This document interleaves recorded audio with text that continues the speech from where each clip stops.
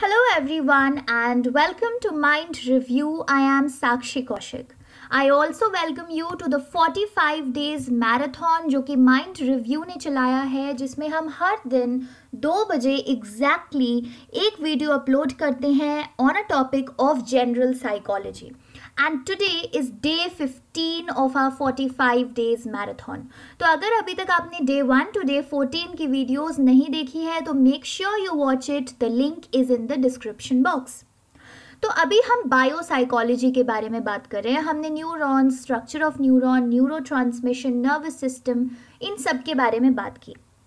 Today we are going to talk about in detail central nervous system कि central nervous system में क्या क्या होता है और उनके बारे में और डिटेल में डिस्कशन होगा. So let us get started. जैसा कि हमने लास्ट वीडियो यानी कि कल की ही वीडियो में डिस्कस किया था that central nervous system consists of the brain and the spinal cord. Right, तो सेंट्रल नर्वस सिस्टम में क्या क्या इंक्लूडेड है? ब्रेन इंक्लूडेड है और स्पाइनल कॉर्ड इंक्लूडेड है. अब हम एक एक करके इन दोनों को इंडिविजुअली पढ़ लेते हैं. So let us start with the brain. So brain is the core of the nervous system. तो हमारा जो नर्वस सिस्टम है उसका मेन पार्ट, उसका बड़ा ही कोर पार्ट हो जाता है brain. Right, and it is the part that makes sense of the information which is received from the senses. तो हमारे सेंसेस क्या हो जाते हैं? आईज का, ठीक है, आईज हो गया, ईयर हो गया, नोज हो गया, स्किन हो गया. तो जो भी हमारे सेंसेस हैं उनसे जो हमें इन्वायरमेंट से इंफॉर्मेशन रिसीव होती है उस इंफॉर्मेशन का सेंस मेक करता है brain. It also makes decisions. It sends the commands out to the muscles and the rest of the body. Right? तो brain एक बहुत ही ज़्यादा important portion हो जाता है. और ज़्यादा important इसीलिए हो जाता है because most of the functions are being regulated by the brain.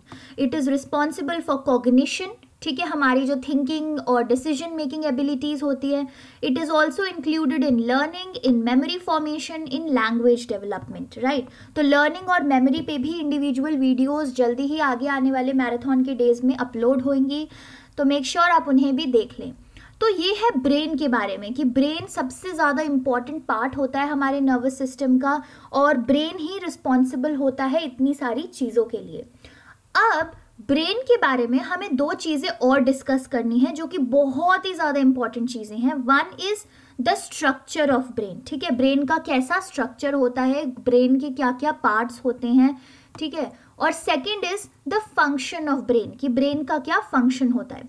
तो ये जो 2 चीज़ें हैं, the structure of brain and the function of brain, इनके ऊपर इंडिविजुअल वीडियोस बनाई हुई है जो आगे आने वाले दिनों में आएगी. तो जैसे जैसे ये सेंट्रल नर्वस सिस्टम पे एक इंडिविजुअल वीडियो है, वैसे ही ब्रेन और स्पाइनल कॉर्ड यानी कि ब्रेन का क्या फंक्शन है, ब्रेन का क्या स्ट्रक्चर है, उसके ऊपर भी इंडिविजुअल वीडियोस बनाई हुई है. They have been created. आगे आने वाले डेज में once we complete peripheral nervous system, उसके बाद वो वीडियोस भी मिल जाएगी. तो आप उन वीडियोस को ज़रूर देखना क्योंकि ब्रेन का स्ट्रक्चर और फंक्शन समझना बहुत इंपॉर्टेंट है. राइट, ये था एक जस्ट ब्रेन के बारे में.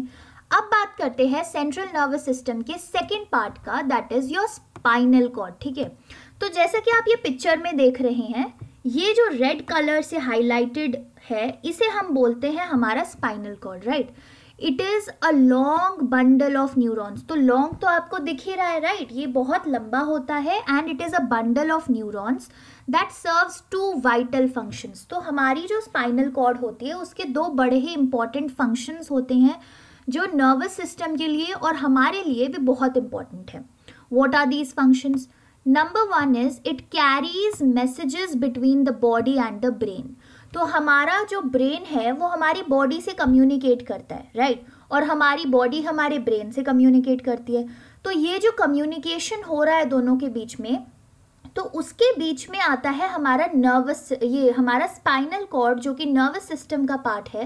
And spinal cord is the one which carries the messages between the body and the brain. ठीक है, तो ये है first important function spinal cord का. Second important function of spinal cord is that it is responsible for very fast and life saving reflexes. तो life saving reflexes क्या हो गए? जैसे कि अगर अभी आपकी आंखों के सामने एकदम से कोई चीज आ जाए तो you will suddenly blink your eyes, या आप अपनी आंखों के सामने हाथ ले आओगे, right? So that is a reflex कि आपकी बॉडी को लगता है कि आप अभी डेंजर में हो and your body should protect your eyes. तो ये हमारा स्पाइनल कॉर्ड इस फंक्शन में बहुत इंपॉर्टेंट रोल प्ले करता है, that it is responsible for very fast and also life saving reflexes. ठीक है, तो ये है स्पाइनल कॉर्ड के बहुत ही ज़्यादा इंपॉर्टेंट फंक्शंस। अब बात कर लेते हैं 3 बेसिक टाइप्स ऑफ न्यूरॉन्स के। तो हमने जब न्यूरॉन के स्ट्रक्चर की बात की थी बहुत पहले की वीडियो में, 45 डेज के मैराथन की वीडियो में, जब हमने न्यूरॉन्स के स्ट्रक्चर की बात की थी, जब ये भी बात की थी कि न्यूरॉन्स 3 तरीकों के होते हैं और उन 3 तरीकों के न्यूरॉन्स को जल्दी ही कवर किया जाएगा। So today is the day जिसमें हम बात करेंगे कि वो 3 बेसिक टाइप्स के न्यूरॉन्स कौन से होते हैं। सो ये चीज़ आप ध्यान से सुन लीजिएगा, because this thing will also help you in understanding peripheral nervous system, जिसका वीडियो कल अपलोड होगा, right? So the 3 basic types of neurons are afferent neuron, efferent neuron and interneuron. ठीक है, तो एफरेंट न्यूरॉन जो है उसको सेंसरी न्यूरॉन भी बोला जाता है एंड इफरेंट न्यूरॉन को मोटर न्यूरॉन भी बोला जाता है। So let us understand what is afferent neuron first. ठीक है, so afferent neuron is a neuron that carries information from the senses to the central nervous system. तो हमारा जो afferent neuron हो जाता है वो बेसिकली वो न्यूरॉन होता है। देखो, न्यूरॉन्स तो सारे ही इंफॉर्मेशन कैरी करते हैं, बट यहाँ पे हम क्या पढ़ रहे हैं कि ये पर्टिकुलर न्यूरॉन कहाँ से मैसेज कैरी कर रहा है और कहाँ तक कैरी कर रहा है। सो एफरेंट न्यूरॉन यानी कि सेंसरी न्यूरॉन मैसेज कैरी करता है या इंफॉर्मेशन कैरी करता है from the senses to the central nervous system. तो basically senses to central nervous system. अब आप इसे कैसे याद रख सकते हो? एफरेंट न्यूरॉन को सेंसरी न्यूरॉन बोला जाता है। सेंसरी तो सेंसेस से सेंट्रल नर्वस सिस्टम तक, राइट? फिर आ जाते हैं इफरेंट न्यूरॉन पे, जिनको हम मोटर न्यूरॉन भी बोलते हैं, राइट? इनका ऑपोजिट फंक्शन होता है, a neuron that carries messages from the central nervous system to the muscles of the body. तो इफरेंट न्यूरॉन होता है जो सेंट्रल नर्वस सिस्टम से मसल्स ऑफ द बॉडी तक न्यूरॉन्स को न्यूरोनल जो मैसेज है उसको ट्रांसफर करे। और इंटरन्यूरॉन, अब नाम से कुछ ना कुछ आइडिया तो आपको लग ही गया होगा कि इंटरन्यूरॉन का क्या फंक्शन है। So interneuron is a neuron which is found in the centre of the spinal cord. तो यहाँ पे ये जो हमने स्पाइनल कॉर्ड की पिक्चर देखी है, इस स्पाइनल कॉर्ड के सेंटर में प्रेजेंट होता है interneuron and it receives information from afferent neuron and commands to the muscles through the efferent neurons. तो interneuron basically afferent and efferent neurons के बीच में एक लिंक है। ठीक है, कि इंटरन्यूरॉन एफरेंट न्यूरॉन से मैसेज लेता है और फिर efferent न्यूरॉन के थ्रू उस मैसेज को मसल्स तक पहुंचाता है। ठीक है, so it receives information from afferent neurons यानी कि हमारी जो सेंसेस हो गए, और फिर उस मैसेज को इफरेंट न्यूरॉन्स के थ्रू मसल्स तक पहुंचाता है, राइट? अपने मसल्स के थ्रू इफरेंट न्यूरॉन तक पहुंचा देता है। ये है हमारे 3 basic types of neuron, afferent, efferent and interneuron. अब कुछ बहुत ही ज़्यादा इंपॉर्टेंट टर्म्स हैं, इनको ध्यान से सुनना है, समझना है और हो सके तो अपनी कॉपी में नोट डाउन कर लेना है। First is neuroplasticity. अब न्यूरोप्लास्टिसिटी क्या होता है? It is the ability with in the brain to constantly change both the structure as well as the function of many cells in response to trauma or experience. तो neuroplasticity basically हमारे brain की एक ability है जिससे या जिसकी मदद से हमारा ब्रेन कुछ जो उसके अंदर सेल्स हैं उनका स्ट्रक्चर एज वेल एज उन सेल्स का फंक्शन चेंज कर सकता है इन रिस्पॉन्स टू, अगर किसी इंसान को कोई ट्रॉमेटिक इवेंट फेस करना पड़ा या फिर कोई एक्सपीरियंस फेस करना पड़ा जो उनके लिए अच्छा नहीं था या बहुत अच्छा था, तो एक्सपीरियंसेस, ट्रॉमा, इन सब के बेसिस पे हमारा ब्रेन उसके अंदर प्रेजेंट सेल्स के स्ट्रक्चर और फंक्शन को चेंज कर सकता है so as to accommodate with that trauma और विद दैट एक्सपीरियंस जो एक इंसान को हुआ है। इसको बोलते हैं हम neuroplasticity. The second one is neurogenesis. Neurogenesis, देखो अब जेनेसिस का मतलब क्या होता है? जेनेसिस का मतलब होता है फॉर्मेशन या बर्थ, ठीक है, और न्यूरॉन्स, तो न्यूरोजेनेसिस का मतलब होता है the formation of new neurons. अब ऐसा तो है नहीं कि हमारी बॉडी में एक बारी जो न्यूरॉन रह गए वो ही न्यूरॉन्स हमारे पास रहेंगे, न्यूरॉन्स ऑल्सो डाई, है ना। तो जब नए न्यूरॉन्स फॉर्म होते हैं तो उसके प्रोसेस को कहा जाता है न्यूरोजेनेसिस। फिर आती है थर्ड इंपॉर्टेंट टर्म जो कि है स्टेम सेल्स। स्टेम सेल्स के बारे में हो सकता है आप में से कई लोगों ने सुना भी होगा, ठीक है। These are special cells which are found in all the tissues of the body that are capable of becoming any other cell types when those cells need to be replaced due to damage or wear and tear।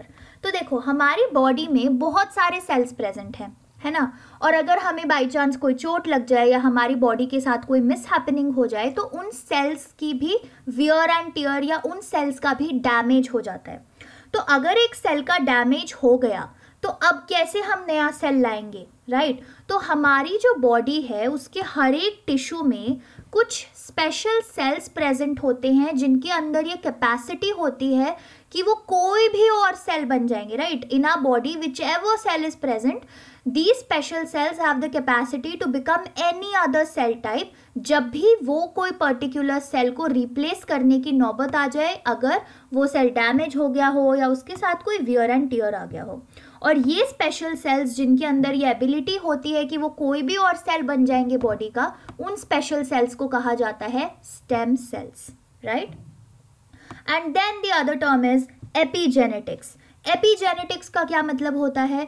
The interaction between genes and the environmental factors that influence our gene activity.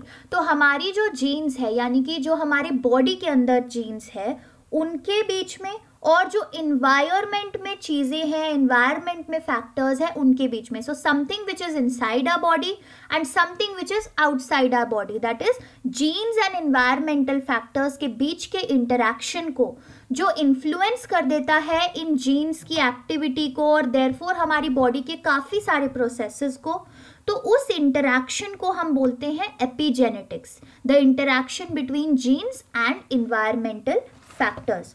तो ये कुछ 4 important terms थी जो आपको याद रखनी चाहिए और समझनी भी चाहिए। Neuroplasticity, neurogenesis, stem cells, epigenetics, right.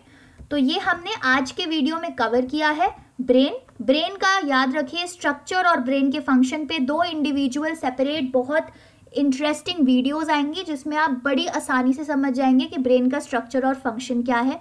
तो अगर वो वीडियो आप देखना चाहते हैं तो मेक श्योर आप अभी ही बेल आइकन क्लिक कर दें, चैनल को सब्सक्राइब कर दें ताकि आपके फ़ोन में नोटिफिकेशन आ जाए। फिर हमने स्पाइनल कॉर्ड की बात करी, हमने 3 basic types of neurons discuss करे, कुछ इंपॉर्टेंट टर्म्स डिस्कस करी। Now is the time of your quiz, जो कि हम हर दिन लेते हैं to test your knowledge and to test कि आपने आज की वीडियो से कितना लर्न किया, कितना सीखा। सो बहुत छोटे छोटे 3 क्वेश्चंस हैं, फिलअप्स और ट्रू फॉल्स टाइप के। मेक श्योर आप इन्हें ऑनेस्टली आंसर करें। आप नीचे कमेंट सेक्शन में आंसर लिख सकते हैं या फिर अपनी कॉपी में आंसर लिख सकते हैं। And once you have written down the answers yourself honestly, उसके बाद डिस्क्रिप्शन बॉक्स में दिए गए सही आंसर्स के साथ आप अपने आंसर्स टैली कर सकते हैं एंड यू कैन सी कि आपको क्या समझ आया आज से और क्या नहीं। अगर कुछ नहीं समझ आया तो you can rewind the video और put your doubts in the comment section below. So thank you for watching today's video. Make sure आप इस 45 days marathon के part ज़रूर हैं so as to enhance your general psychology, because now no if, no but, only study with us. So meet you tomorrow at 2 p.m. with a new video.